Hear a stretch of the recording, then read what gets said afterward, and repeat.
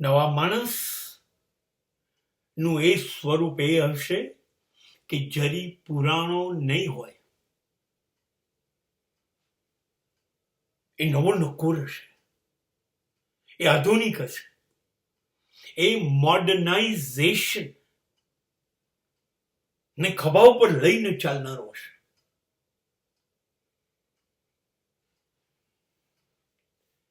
એ ઈંધણા વીણવા ગઈ તી મોરી સૈયર કરીને લાકડા વીણીને સાંજે ચૂલો સળગાઈ અને રોટલા અને શાક બનાવનારો નહીં હોય. એ વીજળીથી, એ વરાળથી, એ અગ્નિથી, એ કોઈ પણ રીતે ચૂલો બનાવશે અને 2 કલાક થતા હશે તો 2 મિનિટની અંદર કુકરની સીટી વગાડતો થઈ જશે. નવા માણસને જૂની પુરાણી જે જીવવાની પદ્ધતિ છે એમાં રસ નથી. એ મોડર્ન થઈ જશે, એને શરમ નહીં આવે. એ દરેક વસ્તુના યંત્ર શોધશે, એની નસમાં નવીનતા હશે, એને યંત્રોથી જ જીવતા ફાવશે.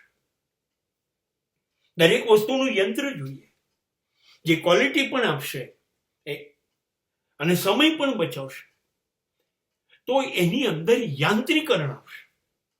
પછી એ રસોઈ હોય, એ વોશિંગ મશીન હોય, એ એસી હોય, એ કુલર હોય, એ ટેલિવિઝન હોય, એ મોબાઈલ હોય, એ બાઇક હોય, એ કાર હોય, કમ્પ્યુટર હોય, લેપટોપ હોય, એને લેટેસ્ટમાં લેટેસ્ટ વસ્તુ જોઈશે અને એની શોધ એની ચાલુ રહેશે. નવો માણસ પાછળની દિશામાં જે નહોતું એ બાજુ પગલા નહીં ભરે. નવો માણસ જે બાજુ આવી શકાય એવું છે, હજી વધુ સારું કંઈક નવું, એ દિશામાં પગલા નહીં દોડ મૂકશે. એકદમ વિચારોથી તો આધુનિક કરો જ, પણ જીવનમાં જ સગવડ વધે, સમય બચે. એ માટે જે યંત્રોની જરૂર હશે એના ઉપયોગમાં લાગી ગયો હશે. અત્યારે અમેરિકાની અંદર ડ્રાઈવર વગરની ગાડીઓ છે અને છતાંય જેમાં પેટ્રોલની જરૂર નથી, વીજળીથી ચાલે, ચાર્જ કરી લેવાની મોબાઈલની જેમ. ડ્રાઈવરની જરૂર જ નથી. તમે જેમ ક્રેડિટ કાર્ડ નાખીને પૈસા ચૂકવો એવી રીતે ઘેરથી કાર્ડ નાખી દેવાનું કે આજે આ પ્રમાણે રૂટ છે, ગાડી તમને લઈ જશે.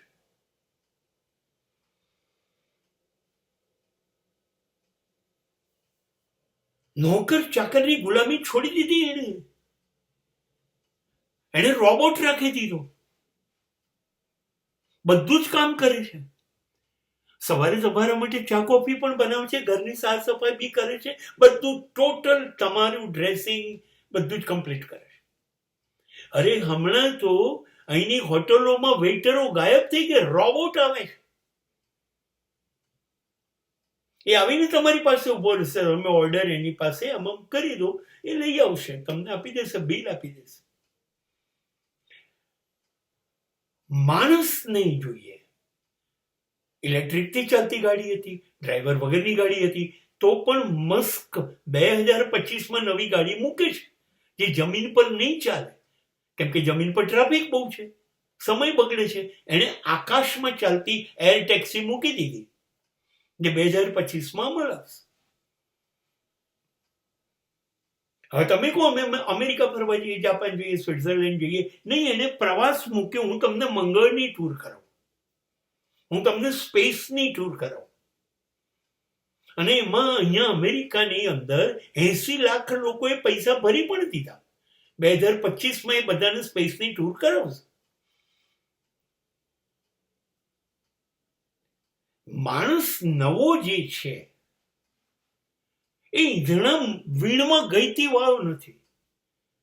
મારે જવું મેળ ના, એવું પૂનમનો મેળો 11નો એવું નથી. એને ગમે ત્યારે ઇન્ડસ્ટ્રીયલ ફેર, પેઇન્ટિંગ્સના ફેર, ડાન્સિંગ, મ્યુઝિક, એના ફેર પોતે બનાવી લેશે. નવો માણસ યંત્રથી શરમાશે નહીં, એકદમ આધુનિક જીવવા પસંદ કરશે. અને આ સ્થિતિ નવા માણસનું લક્ષણ છે.